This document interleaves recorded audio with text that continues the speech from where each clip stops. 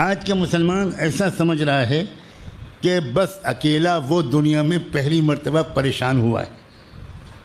ارے خدا کے بندو، اگر تم کو یہ دنیا کی پریشانیاں پسند نہیں ہیں تو کسی اور دنیا میں جا کر بس جاؤ. یہ تو اس دنیا میں ہوتا ہی ہے بھائی. آپ کون خدا کے داماد ہو بھائی جو آپ پر مصیبتیں نہیں آئیں گی؟ کیا یہ سمجھ رکھا ہے؟ یہ تو دنیا میں افراد پر اور قوموں پر حالات آتے ہیں. مصیبت یہ ہے کہ ہمارے اندر یہ تمنا کوٹ کوٹ کے بھری ہوئی ہے کہ ہم دنیا میں بس حیدرآبادی بریانی کھاتے رہیں، مزے اڑاتے رہیں اور کم سے کم 3-4 شادیاں کرتے رہیں، اور یہاں بھی مزے اور وہاں بھی آخرت میں بس سیدھی جنت الفردوس میں پہنچ. ہم کو کوئی تکلیف نہیں ہونی چاہیے. کیوں؟ اس لیے کہ ہم مسلمان ہیں. ہم جھوٹے ہیں ہوا کریں ہیں تو مسلمان. ہم 420 ہوا کریں ہیں تو مسلمان. ہم دھوکے باز ہیں، ہم حرام کمائی کھاتے ہیں، ہم ایک دوسرے کو تکلیف وہ ہیں، مسلمان ہیں نا. اس سے کیا ہوتا ہے؟ ہم وقت ضائع کرتے ہیں، دیا کیا کریں، ہم خیر امت ہیں. ہم پیسے برباد کرتے ہیں، برباد کیا کریں، ہم خیر امت ہیں. ہم بہت جلدی مایوس ہو جاتے ہیں، ہوا کریں، ہم مسلمان ہیں. ہم بہت جلدی غصے میں آ جاتے ہیں، ہم مسلمان ہیں. یہ غلط بات ہے. اللہ کا رشتہ کسی قوم سے مخصوص نہیں ہے، یاد رکھیں بالکل اچھی طرح. یہ اصول ہیں، قوموں کے مزاج ہوتے ہیں، قوموں کا اندر ہیں. تو تم دنیا میں شکست سے دوچار ہو کر رہو گے، زوال سے دوچار ہو کر رہو گے. تو فرمایا کہ یہ جو یورپ کی قومیں ہیں ان کے اندر ایک خصوصیت اور ہے کہ یہ کسی مصیبت سے دوچار ہوتے ہیں، قومی حادثے سے دوچار ہوتے ہیں تو بہت جلدی اپنے آپ کو سنبھال لیتے ہیں. یہ بہت اہم خصوصیت ہے. بعد فرہ، بتائی ہوئی راہ پر کتنا چلتے ہیں اس پر بڑا انحصار ہوتا ہے. دو صفات.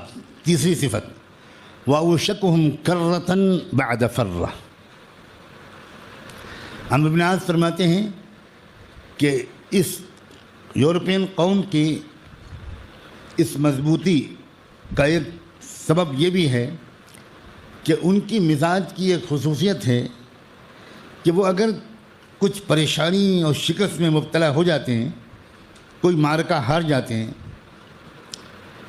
گر جاتے ہیں، پیچھے ہٹ جاتے ہیں، تو اس کے بعد بہت جلدی سنبھالا لے کر پھر ایک مرتبہ اپنے سابقہ مقام کو حاصل کر لیتے ہیں. ایسا نہیں ہوتا کہ روتے دھوتے ہی رہیں،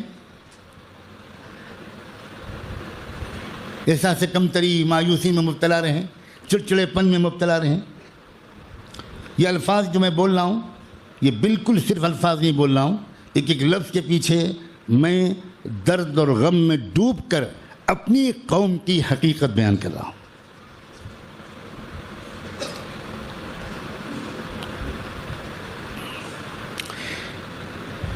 وہ انسان اور وہ قوم جو گر کر جلدی سنبھل جائے وہ بہت بڑے بڑے چیلنجز کا مقابلہ کر لیتی ہے. اور ہمیں یہ جاننا چاہیے کہ دنیا کی سب قوموں کے اندر دور دونوں قسم کے آتے ہیں. تلک الایام نداولها بین الناس. جب احد میں پہلی مرتبہ بڑی زبردست شکست ہوئی صحابہ کرام کو، تو اللہ تعالیٰ نے ان کو سنبھالنے کے لیے جو جملے ارشاد فرمائے قرآن میں، جو آیتیں اتاری، اس میں ایک آیت یہ تھی کہ وَإِن يَمْسَسْكُمْ قَرْحٌ فَقَدْ مَسَّ الْقَوْمَ قَرْحٌ مِثْلُهُ وَتِلْكَ الْأَيَّامُ نُدَاوِلُهَا بَيْنَ النَّاسِ. إِن يَمْسَسْكُمْ قَرْحٌ، آج تم کو اگر کچھ زخم لگا ہے تو بھائی تم سے پہلے اسی طرح کا زخم ان تمہارے دشمنوں مخالفوں کو بھی تو لگ چکا ہے. وَتِلْكَ الْأَيَّامُ نُدَاوِلُهَا بَيْنَ النَّاسِ. اور یہ تو حالات عدلتے بدلتے رہتے ہیں.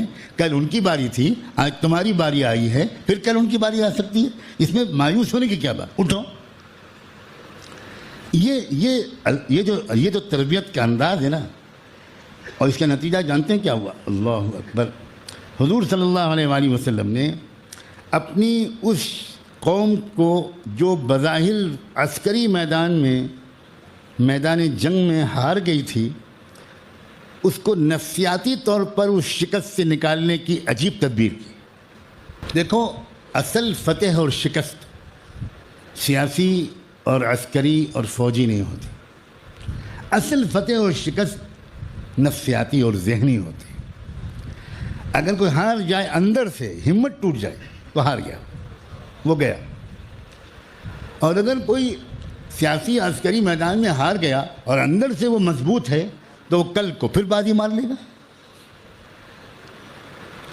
حضور اکرم صلی اللہ علیہ وآلہ وسلم صرف اس معنی میں نبی نہیں تھے جن معنوں میں آج کل عام مسلمان سمجھتے۔ نبوت کے بارے میں اور حضور اکرم صلی اللہ علیہ وآلہ وسلم کی شخصیت کے بارے میں عام مسلمانوں کا غالباً یہ گمان ہے، اور اللہ کرے میری یہ بات غلط ہو، کہ حضور ذرا سب سے بڑے بزرگ تھے۔ بزرگوں کے بارے میں جو تصور ہوتا ہے کہ وہ دنیا کے حالات سے ہم کو کیا مطلب، وہ تو 5ویں 6ٹھے 7 آسمان سے نیچے نہیں اترتے۔ تو نبی کا مطلب سب سے بڑے بزرگ۔